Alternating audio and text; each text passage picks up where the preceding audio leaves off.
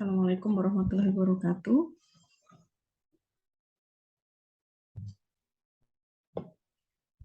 Kali ini saya Siwi Nugraheni dari kelompok 4 akan menjelaskan materi kita untuk filsafat ilmu lanjutan dengan tema yaitu teori kritis dan manajemen. Oke. Perkenalkan, kami dari kelompok 4 dengan anggota saya, Siwi Nugraheni, dan Irzan Supriyadi. Pembahasan kita terkait dengan teori kritis dan manajemen, ada beberapa pembahasan. Yang pertama adalah teori kritis secara umum, kemudian sejarah pemikiran teori kritis, 3 generasi utama teori kritis, dan persamaan teori kritis dengan postmodernisme, pandangan tokoh teori kritis terhadap manajemen, dan kesimpulan. Secara umum, teori kritis ini berfokus pada hubungan antara politik, nilai-nilai, pengetahuan, di mana nilai-nilai tersebut mendorong pertimbangan yang lebih dalam politik dan nilai-nilai yang menopang dan melegitimasi otoritas pengetahuan ilmiah. Untuk sejarahnya, teori kritis ini digagas oleh cendekiawan dari lembaga penelitian di Universitas Frankfurt yang dikenal dengan Die Frankfurter School atau Frankfurt School, sehingga dikenal pula dengan mazhab Frankfurt. Jadi sekolah Frankfurt ini mencoba menginterpretasi ulang filosofis dan Hegelian tentang Marxisme karena mereka pandangannya banyak dipengaruhi oleh pandangan dari Hegel. Jadi teori kritis ini lahir dari semacam keprihatinan dan kekritisan para cendekiawan yang ada di sekolah Frankfurt karena terkait dengan industrialisasi yang saat itu sedang terjadi, terutama di Eropa, dan ternyata dengan adanya paham Marxisme yang menentang kapitalisme dalam industri, dalam era industrialisasi, gagal untuk menciptakan kondisi masyarakat yang lebih baik. Makanya disebut juga dengan teori kritis. Jadi ahli dari teori kritis ini pada dasarnya merupakan tokoh-tokoh yang melakukan kritik sosial terhadap kondisi saat itu yang dipengaruhi oleh sistem yang saat itu sedang berjalan di Eropa, yaitu kapitalisme. Dan ternyata sebuah pandangan yang mengkritik kapitalisme, yaitu Marxisme, juga tidak memberikan kondisi yang lebih baik. Kemudian untuk tokoh-tokohnya, 3 generasi utama dari tokoh teori kritis dibagi menjadi 3 bagian, yaitu generasi pertama, generasi kedua, dan generasi ketiga. Generasi pertama didominasi oleh tokoh-tokoh dari sekolah Frankfurt itu sendiri yang menggagas dari teori kritis, yaitu Mark Horkheimer, Theodor Adorno, Friedrich Pollack, Herbert Marcuse. Untuk generasi kedua adalah Jürgen Habermas, dan generasi ketiga ada Axel Honneth. Mark Horkheimer sebagai generasi pertama memandang bahwa kapitalisme dan sistem feodal menciptakan dominasi terhadap individu. Di sini individualisme itu dianggap memberikan jaminan kebebasan, akan tetapi di sisi lain justru menurut Horkheimer mempersempit ruang gerak individu karena adanya dominasi dari pemilik modal. Jadi kebebasan yang dijanjikan oleh paham kapitalisme dan individualisme itu ternyata bohong belaka menurut Horkheimer. Menurut Horkheimer, dia juga berpendapat bahwa dunia modern ini telah dirusak secara radikal oleh ilmu pengetahuan yang tidak terkendali. Terkait dengan adanya perkembangan ilmu pengetahuan dan teknologi justru telah merusak tatanan dunia yang ada secara masif. 3 kategori karakteristik utama teori kritis menurut Horkheimer adalah yang pertama, diarahkan sebagai suatu kepentingan fundamental untuk mengarah pada perubahan masyarakat. Kedua, teori kritis harus berlandaskan kepada cara berpikir yang historis. Yang terakhir, lahirnya teori kritis adalah upaya pengembangan cara berpikir yang komprehensif karena berusaha untuk melakukan kritis atau atau perbaikan dari teori sebelumnya yang mengedepankan paham kapitalisme dan juga Marxisme yang ternyata tidak memberikan kehidupan yang lebih baik dibanding dengan paham individualisme. Untuk tokoh yang kedua adalah Theodor Adorno. Ciri khas dari Adorno ini adalah menolak cara berpikir sistematis dan dia menganggap budaya industri yang berkembang di masa industri saat itu hanya berisi kebohongan, sehingga adanya komersialisasi budaya di era industrialisasi di masa itu mengubah budaya high culture menjadi low culture. Jadi Adorno berpendapat bahwa manusia itu hanya akan berguna, teknologi sebagai hasil budaya manusia hanya akan berguna jika bisa memenuhi kebutuhan hidup yang sifatnya jasmani. Padahal manusia tidak hanya membutuhkan kebutuhan jasmani, tapi juga rohani. Kemudian Herbert Marcuse berpendapat masyarakat industri pada saat ini berada dalam kondisi budaya yang tidak sehat karena hanya mempunyai satu tujuan utama, yaitu menjamin keberlangsungan hidup dan sistem yang sudah ada dan berjalan. Sehingga kapitalisme semakin kuat menancapkan akarnya dan perkembangan teknologi, informasi, komunikasi justru semakin memperkuat cengkraman dari kapitalisme dan juga justru membuat manusia semakin terbelenggu. Dan hal ini tidak hanya terjadi pada negara maju, akan tetapi negara-negara yang didominasi oleh paham Marxisme ternyata juga sama, bahwa teknologi menguasai sistem ekonomi, politik, baik di negara liberalis maupun negara komunis. Selanjutnya untuk generasi kedua yaitu Jürgen Habermas. Jürgen Habermas dalam teorinya berusaha mengembangkan konsep nalar yang lebih komprehensif, yaitu dalam berusaha membentuk masyarakat yang emansipatif dan rasional. Nah, Habermas merumuskan keterkaitan antara ilmu pengetahuan dan kepentingan manusia dalam 3 macam kepentingan, yaitu ada kepentingan teknis, praktis, dan emansipatoris. Dalam pandangannya, Habermas menyoroti penerapan positivisme ilmu sosial dengan mengatakan bahwa paradigma positivisme hanya bagi ilmu alam yang akhirnya mengontrol alam, sedangkan ilmu sosial harus menggunakan pendekatan yang bersifat interpretatif. Kemudian untuk generasi ketiga adalah Axel Honneth. Axel Honneth ini terkenal dengan teorinya yang terkenal, yaitu teori rekognisi. Di sini Axel Honneth ini berusaha menyoroti bahwa untuk setiap individu untuk mengembangkan kehidupan sosial yang lebih baik bagi individu, kuncinya adalah adanya rekognisi atau pengakuan. Ya, rekognisi adalah prakondisi bagi aktualisasi diri. Jadi Honneth membagi 3 wilayah rekognisi setiap individu, yaitu self-confidence, self-respect, dan self-esteem. 3 hal ini diperlukan agar setiap individu bisa berkembang baik dalam masyarakat. Kemudian banyak yang menganggap bahwa teori kritis dan postmodernisme itu sama. Memang ada persamaan antara teori kritis dengan postmodernisme, di mana keduanya berusaha mengkritik pembagian kerja tradisional yang menetapkan batas tetap antar wilayah realitas sosial, dan ada merupakan kritik terhadap modernitas dan bentuk-bentuk sosialnya, dominasi dan rasionalisasi. Keduanya juga menggabungkan teori sosial, filsafat, kritik budaya, politik dalam teori mereka. Jadi berbeda dengan teori akademis lain. Ya, beberapa versi keduanya berusaha mengorientasikan teori praktik wacana ke arah politik, dan kemudian keduanya terlibat dalam polemik dengan paham yang lain dan telah disintetis dengan teori feminis. Nah, untuk teori kritis dan manajemen riset hubungannya, teori kritis itu menyediakan platform dari mana dimungkinkan mendapatkan pemahaman aspek politik dan negosiasi manajemen, dan demikian merusak penyamaran manajemen sebagai kegiatan netral. Jadi teori kritis menganggap manajemen itu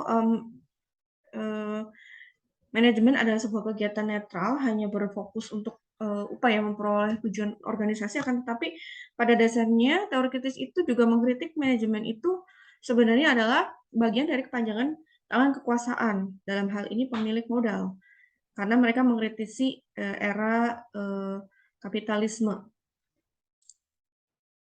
Kemudian mereka juga menganggap bahwa manajemen telah berkembang menjadi area yang penting, dan teori kritis menganggap bahwa manajemen adalah manajer-manajer dalam organisasi atau dalam perusahaan sebagai agen kapitalisme yang menindas pekerja untuk memberikan pengembalian maksimum kepada pemilik modal. Akan tetapi ada juga teori pandangan dari teori kritis lain bahwa manajer sendiri adalah pihak yang tertindas karena mereka juga dipaksa oleh pemilik modal untuk memberikan kinerja yang terbaik terkait dengan pengembalian modal yang maksimal.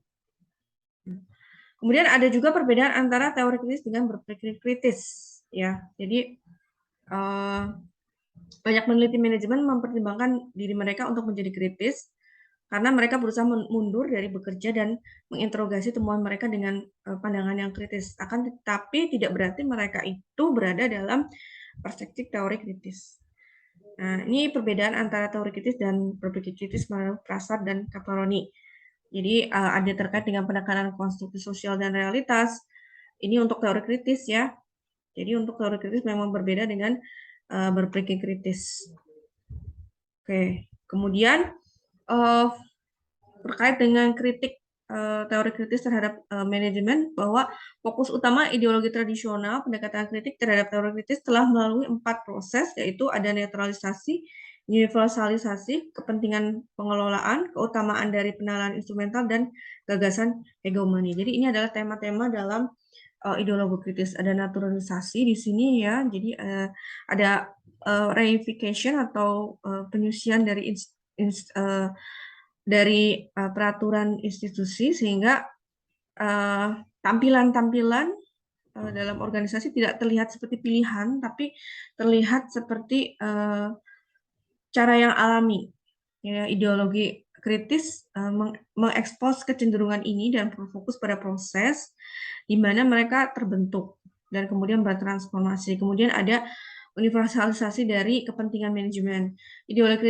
Ideologi kritis menentang jalan di mana tujuan manajemen adalah untuk meraih kepentingan setiap orang di perusahaan. Kemudian ada alasan utama dari instrumentalnya, yaitu adanya kecenderungan untuk berfokus terhadap makna daripada tujuan akhirnya. Kemudian ada juga perdebatan tentang isu-isu fundamental terkait dengan tujuan organisasi ya. Di sini adalah bagian dari isu utama teori kritis. Kemudian terkait dengan hegemoni, ada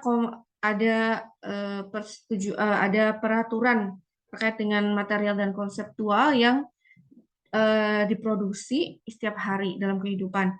Ini terkait dengan proses di mana adanya dominasi kelompok dan dominasi dari pemilik perusahaan. Hegemoni diasumsikan dengan dominasi dari pemilik perusahaan. Kemudian konseptualisasi manajemen menurut teori kritis ya. Jadi manajemen paling baik dilihat dalam representasi manajemen pengetahuan sebagai ilmu, bahwa hal ini akan membantu mengamankan pelaksanaan hak prerogatif manajerial.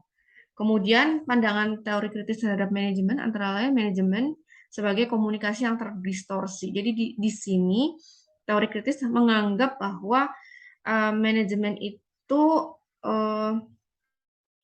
memiliki sistem komunikasi yang sudah terdistorsi. Karena apa? Karena pandangan teori kritis pada dasarnya mereka mengkritisi situasi kapitalisme di era industri di Eropa pada saat itu, karena menganggap komunikasi yang terjadi manajemen hanyalah komunikasi yang terkait dengan upaya untuk mencapai kepentingan dari pemilik modal. Kemudian manajemen sebagai mistik, yaitu dianggap manajer berusaha membentuk cara orang memahami dunia dengan membangun citra diri mereka sendiri atau organisasi yang menguntungkan melalui simbol dan juga upacara atau semacam kegiatan seremonial. Kemudian manajemen sebagai doping budaya, ini adalah menyoroti cara di mana organisasi mensosialisasikan para karyawan. Nah, di sini adanya program seperti Human Resource Management atau Total Quality Management mencoba mempengaruhi sikap nilai pekerja dan harapan. Jadi ini adalah salah satu pandangan teori kritis terkait dengan manajemen sebagai sebuah budaya organisasi. Kemudian manajemen sebagai kekuatan penjajah di sini terkait dengan praktik dan pemahaman dominan. Di sini ada dilihat dari ketika manajer berusaha memperluas kontrol atas perilaku melalui dan juga nilai-nilai melalui sosialisasi dan mekanisme kontrol budaya yang lain. Oke. Kemudian terkait dengan manajemen riset, di sini mereka menganggap bahwa para ahli teori kritis ini juga dikritik gagal karena mereka dianggap gagal memberikan penjelasan yang jelas eksposisi dampak pendekatan mereka terhadap metode penelitian karena mereka menciptakan kesenjangan tradisi luas penelitian empirik kritis di satu sisi dan juga pedoman cara membuat konsep dan perilaku penelitian semacam itu di sisi yang lain. Kemudian asumsi dasar peneliti dalam pandangan teori kritis yaitu semua pemikiran pada dasarnya dimediasi oleh hubungan kekuasaan yang dibentuk secara sosial dan historis, bahwa fakta tidak pernah dapat diisolasi. Kemudian ada hubungan antara konsep, objek, antara penanda dan pertanda tidak pernah stabil. Kemudian bahwa bahasa merupakan pusat pembentukan subjektivitas. Dan kemudian ada juga praktek penelitian harus tempat umumnya paling sering tanpa disadari terlibat dalam reproduksi sistem kelas, ras, dan penindasan gender. Oke, kemudian pandangan Habermas terkait pengambilan keputusan dalam perencanaan, teori kritis yang berorientasi empirik harus bermakna secara deskriptif, masuk akal dan fenomenologis, bernada kritis dan etis juga berwawasan luas. Jadi ini sebenarnya ini jadi salah satu dasar dalam melakukan penelitian ya, fenomenologis, etis, berwawasan luas ini adalah dasar-dasar yang menjadi dasar bagi peneliti dalam melakukan penelitian. Kemudian pandangan teori kritis tentang peran partisipasi, penjelasan tentang dunia kerja dari kaum marginal, perspektif pekerja, kemudian ada legitimasi pengetahuan pekerja yang terlibat dalam pekerjaan adalah yang terlibat dalam penelitian, kemudian rekognisi paksa tempat bekerja bertentangan dengan asumsi para ahli dan manajemen ilmiah. Kemudian inspirasi demokratisasi ilmu pengetahuan ketika pekerja mengambil bagian dalam penelitian dan melegitimasi pengetahuan mereka sendiri. Kemudian penelitian ilmiah akan lebih mampu menjalankan tujuan demokrasi secara progresif. Oke. Kemudian kritik terhadap teori kritis. Teori kritis ini sendiri menciptakan kritik dari pengamat yang lain karena keraguan muncul apakah kebenaran yang diasumsikan teori kritis terhadap suatu ideologi dapat dipisahkan dari hubungan kekuasaan. Kemudian hubungan kekuasaan hegemonik untuk menilai realitas apakah itu memungkinkan. Kemudian para ahli teori kritis juga harus mengatasi masalah bahwa semua bentuk pengetahuan berbasis minat dan bahwa semua termasuk teori kritis potensi menjadi sumber baru dominasi karena pada dasarnya teori kritis itu kan menentang sebuah hegemoni atau dominasi. Akan tetapi di sisi lain teori mereka juga bisa menciptakan sumber baru dominasi. Kemudian yang kedua untuk ideologi Habermasian kita belum tentu mendapatkan situasi bicara yang ideal sehingga terkait dengan teori konsensus kebenaran dan komunikasi yang ideal untuk mencapai konsensus belum tentu tercapai karena situasi yang ideal belum tentu terwujud. Oke. Kemudian para pertanyaan yang dimiliki oleh para peneliti dalam kerangka berpikir Habermas antara lain tadi ya terkait dengan pertanyaan para peneliti jika mereka menggunakan kerangka berpikir teori kritis ya. Kesimpulannya adalah teori kritis ini memberikan kritik yang kuat terhadap positivisme dan beberapa pendekatan interpretatif neopositif.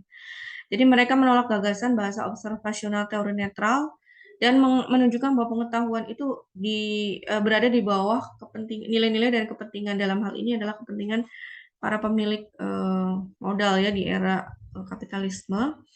Kemudian Teori kritis berkaitan dengan perlunya peneliti dan yang diteliti bersifat refleksif, menyadari anggapan dan nilai mereka sendiri. Oke, demikian pemaparan dari kelompok kami terkait dengan teori kritis dan manajemen. Terima kasih. Assalamualaikum warahmatullahi wabarakatuh.